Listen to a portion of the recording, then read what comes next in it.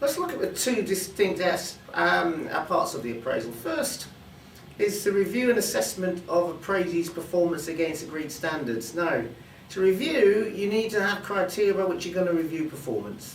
Performance, both quantitative, what somebody does, and qualitative, how they do it. But qualitative, what somebody does, drives the performance elements, and quantitative, what you can measure. If somebody's doing a good job, they need to know they're doing a good job. But they need to be told they're doing a good job against what we call agreed standards. If standards have never been set, very difficult to praise or correct or reprimand somebody. You can't say to somebody you're doing a great job, because what is a great job? It's a very personal assessment. The good thing about an appraisal is it gives both the employee and the employer an opportunity to agree standards and to review and to give feedback. You can give only accurate feedback once you have standards set in the first place. Second part is to set realistic and meaningful objectives. In relation to any form of communication, you have to be able to set an objective for the person to be able to work towards in the future. That's one of the key concepts and elements of motivating people. Set an objective, set a target, set the plan for them to be able to do that.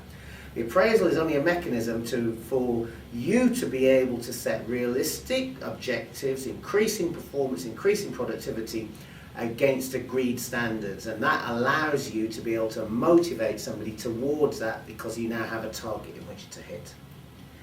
There are key benefits to the appraisal system. For one, it increases morale and productivity. If there are certain key elements you need to talk about, it gives you the opportunity to talk about those. It is a consistent way of assessing performance. Again, coming back to the point about agreed standards, what is good performance? If I were to ask you, what would you say is good performance if you are watching this video and you're an employee? What's a good performance in relation to your work? Has it been assessed? Has it been talked about? If you're a manager watching this, what would be a good performance measure criteria? Do you have a clear understanding of the standards of performance? And once you do that, point number here, it says improve communication. Yes, absolutely right. Once performance has been agreed and assessed, you can improve the communication in relation to that. Regular assessment of communication. So when the appraisal is finished, you can follow up with regular weekly, monthly, quarterly meetings to assess performance. And there's a last point on this, and this is a quite important point.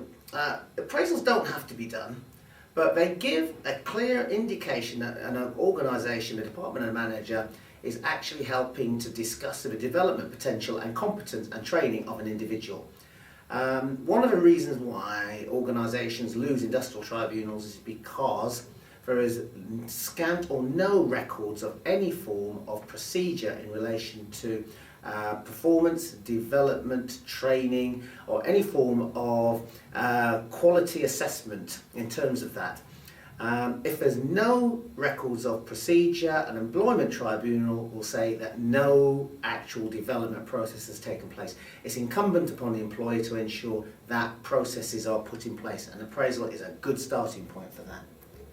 From the employee's viewpoint, it's a good chance to discuss issues with the manager, i.e. you, on a one-to-one basis. It's not a chat. It is a good way to sit down. You may not be the sort of manager that sits down with your staff very often, but it's a good chance for you to both sit down to talk about things which matter to both of you. It gives them an assessment of their value, not just, I would say, monetary value, but how you value them as an individual within the team, what they do, how they do it, so that they can walk out there knowing that they're appreciated by people. And it's a good way of clarifying the job as it exists now. One of the things in an appraisal is things evolve in business. What objectives you set now may be different in 3 months' time, but it does give an opportunity for both parties to sit and clarify what's important, what are the key priorities, and a way to move forward. However, there are pitfalls, and some of the pitfalls are, and I come across this many times when I'm doing training courses from managers who say, I don't have time to do it, I'm going to have to appraise people who are confrontational, argumentative, difficult to deal with. I don't know how to do it, I don't know how to give them feedback, it's so much hard work preparing for an interview. And these are all the things that managers say. One of the key things about doing an appraisal process properly is remember, the interview that you have will allow you to be able to manage more effectively that employee over a period of time, say 3 months, 6 months, a year. Time taken to do it is a time which is well spent. It also gives you the opportunity to clarify with an employee, one of your members of staff, what are your standards of behaviour, standards of performance, so you're both singing from the same song sheet.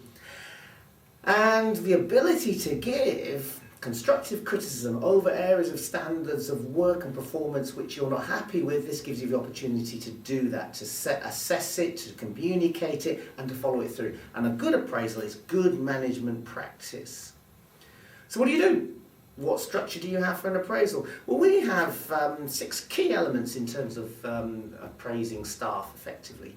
First one is a pre-appraisal preparation, sitting down with an employee, explaining what the appraisal is about, especially if it's the first time they've been appraised by yourself, or the first time your organisation department may have engaged in the appraisal process. Let them know what's going to happen. When you set that up, you give enough time for them to be able to prepare, and you prepare as well. We usually say give them at least a couple of weeks in which to prepare for their important part of the appraisal. Then you have the appraisal meeting, in which you sit down and it's arranged at a pre-arranged time in a discrete location away from interruption, so both parties can give their full undivided attention to a part of work which is very important. Number 3, you assess previous results, which again gives feedback. One tip for feedback: always make sure that when you assess performance, you always come out with an objective which allows you both to work out how to improve areas of performance and behaviour. Feedback is only good when something positive comes from it.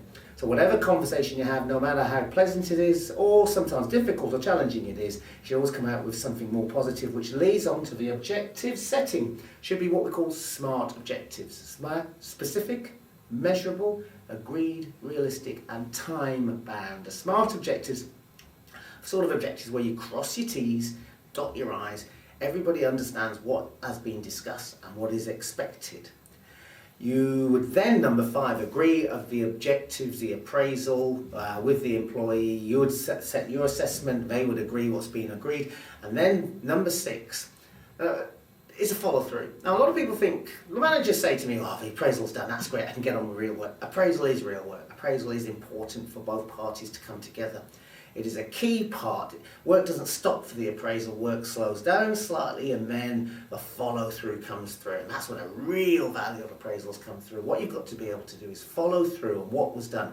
It is incumbent upon the employee to be able to follow through on what was agreed on the objectives, but it is even more important for the manager to make sure that they fulfil their part of the process, their part of the contract, their part of agreement. If you agree development, promotion, training, opportunities, objectives with the employee, one of the things about following up on a regular basis, a week, 2 weeks, a month, 2 months in ahead, you diarise it and you ensure that you have done your part of it. Because if you want the employee to take the appraisal seriously, you need to ensure that they see that you as a manager take it seriously as well.